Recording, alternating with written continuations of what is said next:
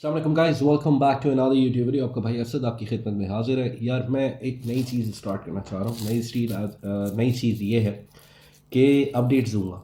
ठीक है, अपडेट्स ये दूंगा कि अभी क्या चल रहा, अभी आप कहाँ पे हो और कौन से प्रोसेस में हो, और आप लोग अभी क्या करना चाहिए क्या नहीं करना चाहिए, और क्या तो या तो अपना प्रोसेस रोक देना चाहिए।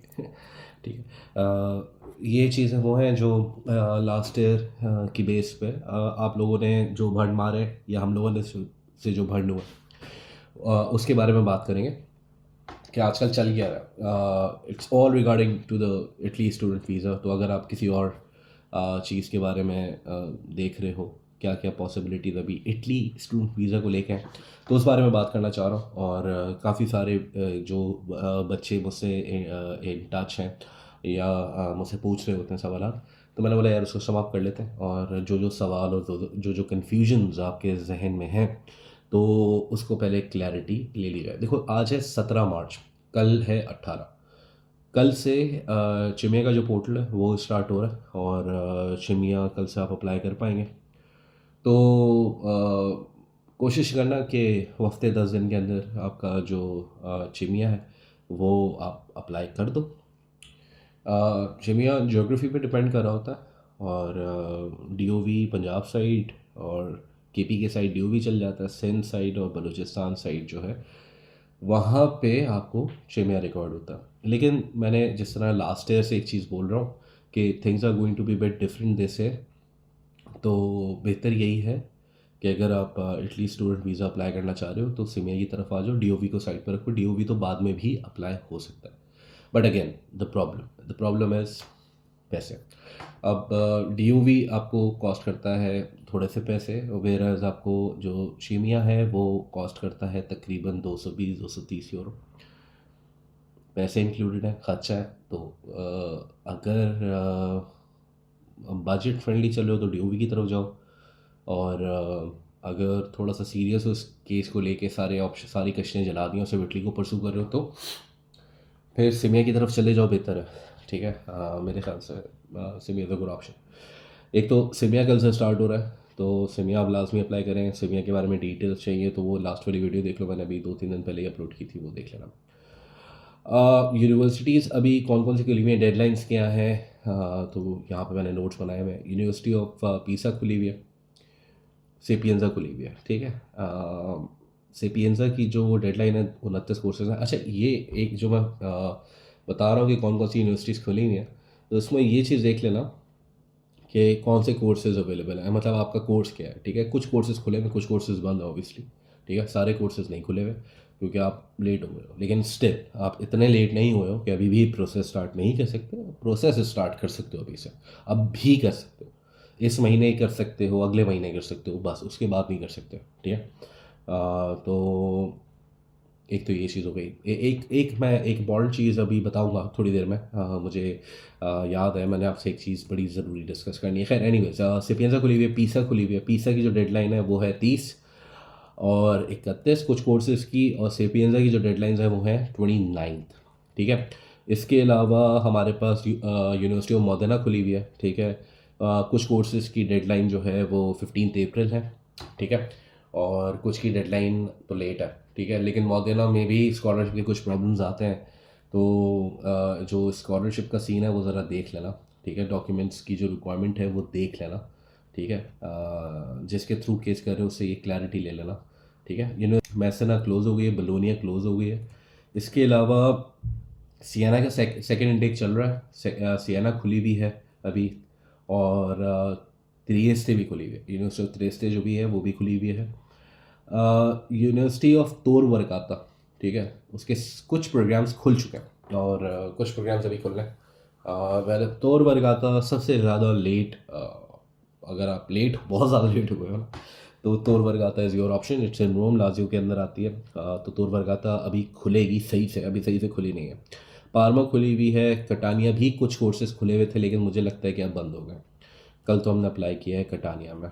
और इन सर्बिया खुली हुई है, पाविया खुली हुई है, सासरी खुली हुई है, लेकिन उसके अंदर भी कुछ कोर्सेज हैं। सासरी के अंदर भी सारे कोर्सेज नहीं खुले हुए।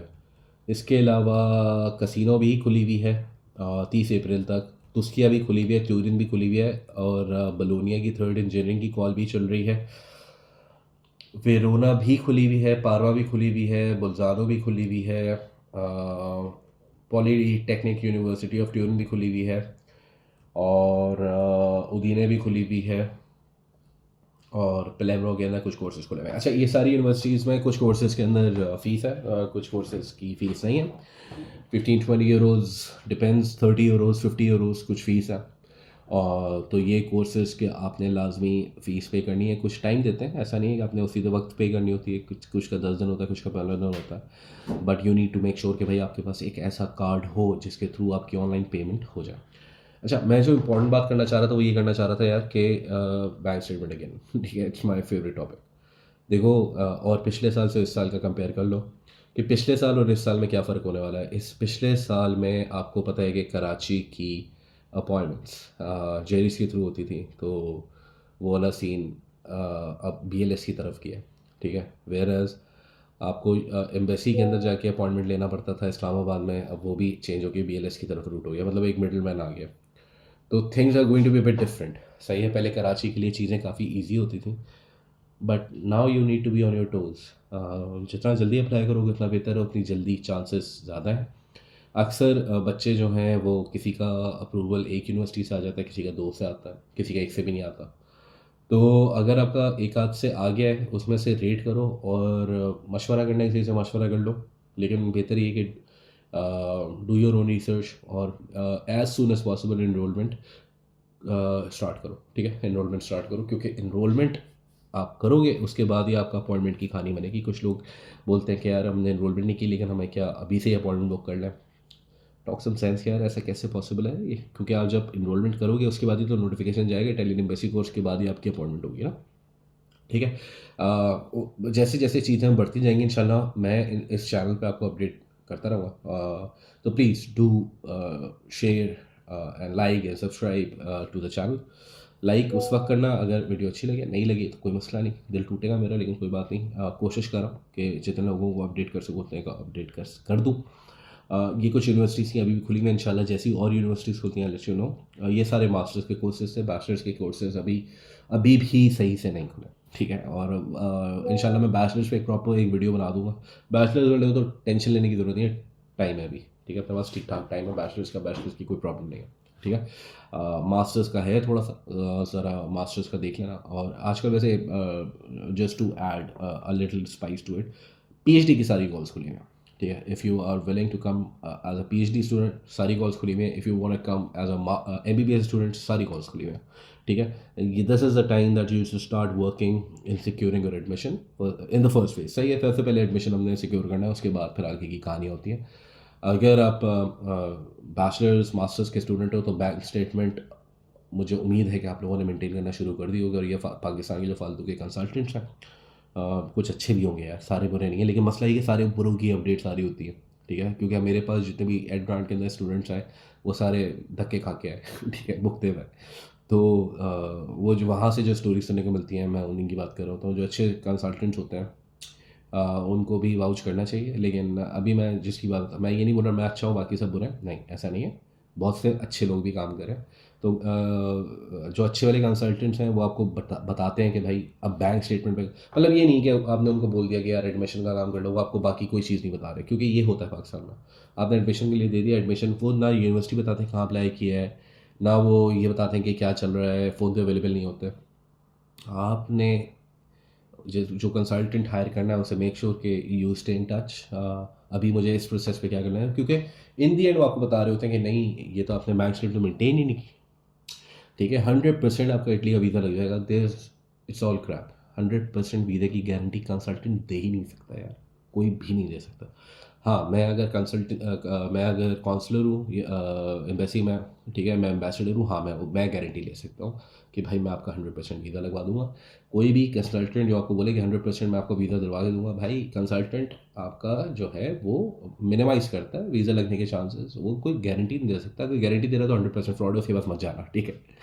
So guys, this is all. Thank you very much for watching the video, और keep me posted. And if you're willing to do your masters in Italy, masters के लिए अगर आप मेरे थ्रू केस करना चाह रहे हैं सो एडवान का नंबर जो है वो नीचे आ रहा है। हम लोग बैचलर्स में, बैचलर के केसेस अब नहीं देख रहे हैं, मास्टर्स में इंजीनियरिंग और इंजीनियरिंग अब मैं मास्टर्स में, अगर जो भी ऑप्शन हमारे पास अवेलेबल हुए, अगर आप इंटरेस्टेड हुए तो डू लेट मी नो और my team will get back to you. ठीक है, अपना बहुत ख्याल रखते हैं, आप मिलते हैं नेक्स्ट वीडियो में।